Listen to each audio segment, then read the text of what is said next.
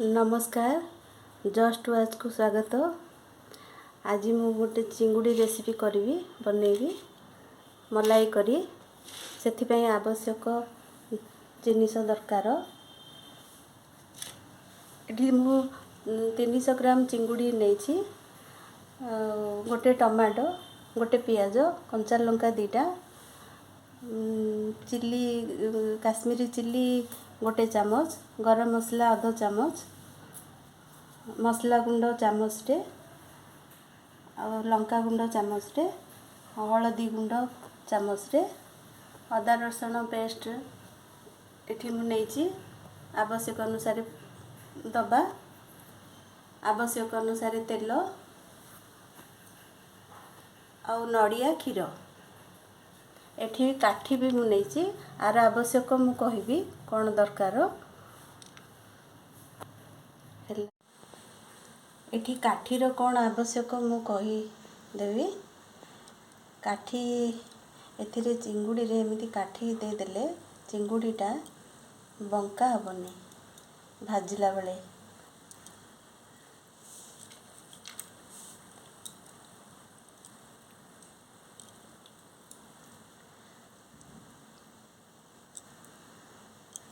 एमती सबू काठी के दे देवे चिंगुड़ी रे।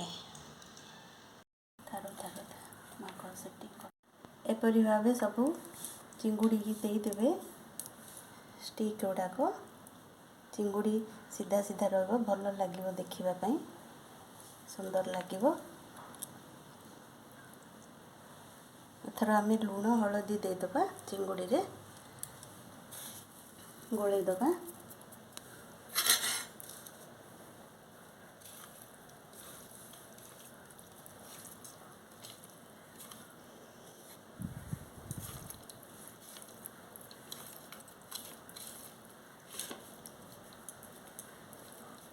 कड़ाई गरम हो जाइए, आम तेल देदबा।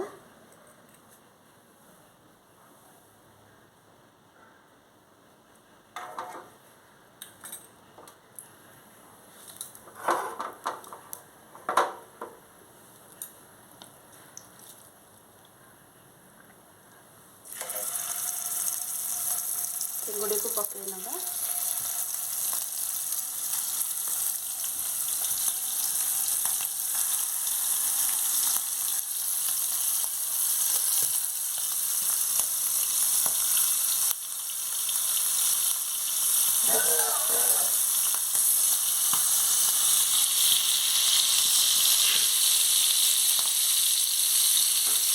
एका संगे भाजी नवा,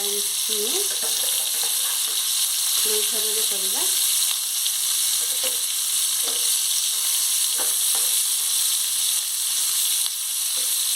देखो काठी द्वारा चिंगुड़ी बंका होनी, मोड़ी होनी चिंगुड़ी।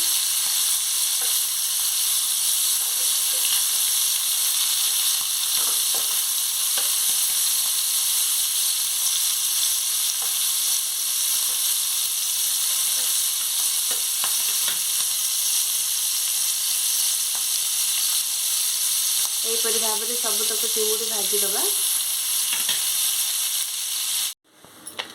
बर्तमान आमर चिंगुड़ी भजा हो जाइए। एथर आम से ही कड़े रे अल्प तेल दबा।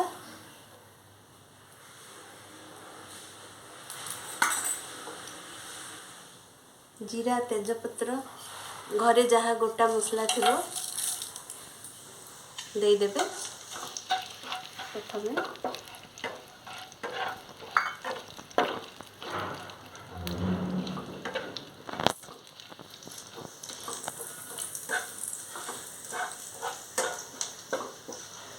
फुटण हो गला, पियाज भला।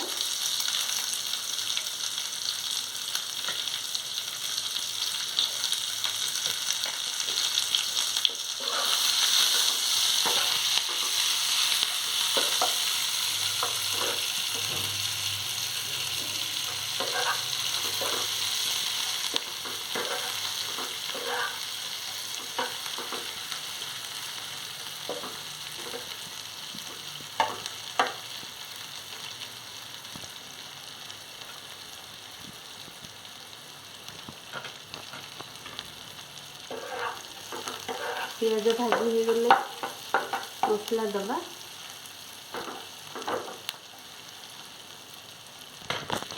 देखो ए पियाज भजा हो जाए। अदा गोटे चामच देदेबा अदा बटा रसुण बटा गोटे चामच देदेबा।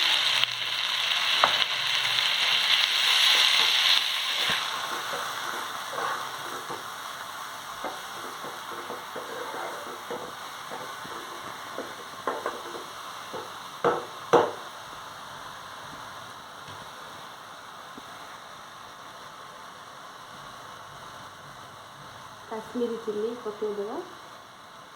हलदी गुंड अल्प कहीं चिंगुड़ी रे हलदी पड़ी। लंका गुंड मसला गुंड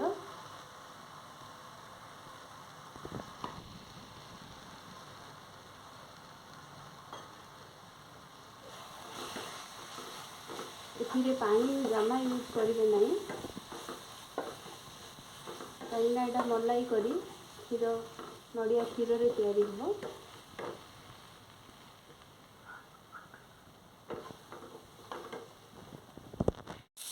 एथर आम टमाटो देदेबा।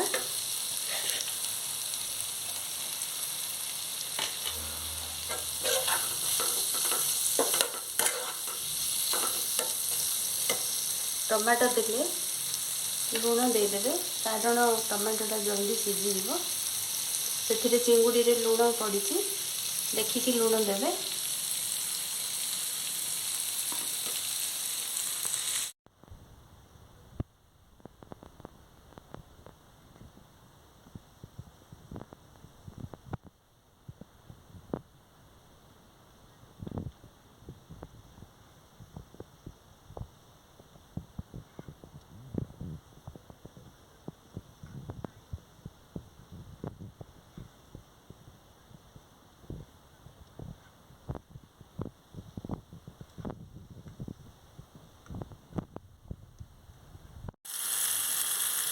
एथर आम नड़िया क्षीर देदेबा। मु गोटे थालर नड़िया कोरिकी ताको गरम पानी में पकईदेले किसी समय पर ठंडा हो गले ताको बाहर छाणिकी बाहर करदेवे। करी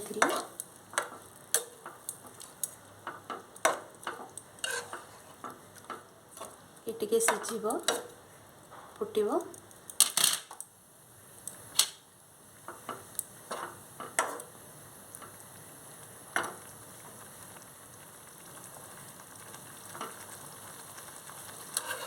आपण को जी तार ग्रेवी दरकार से रखिए। टे अधिका दरकार ताकू कम दरकार।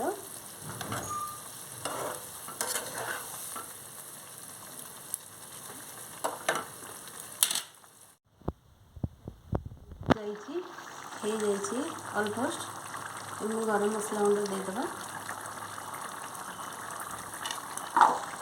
हम जो दुईटा कंचा लंका काटी थी एबे देदेबा।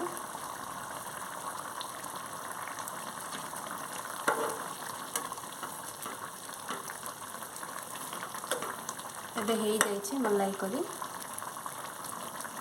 बंद करदेबा। देखंतु एबे मलाई करी पूरा हो जाइए केते बढ़िया देखा जाउची। आपण थरे बनेकी खाइबे निश्चित भावे।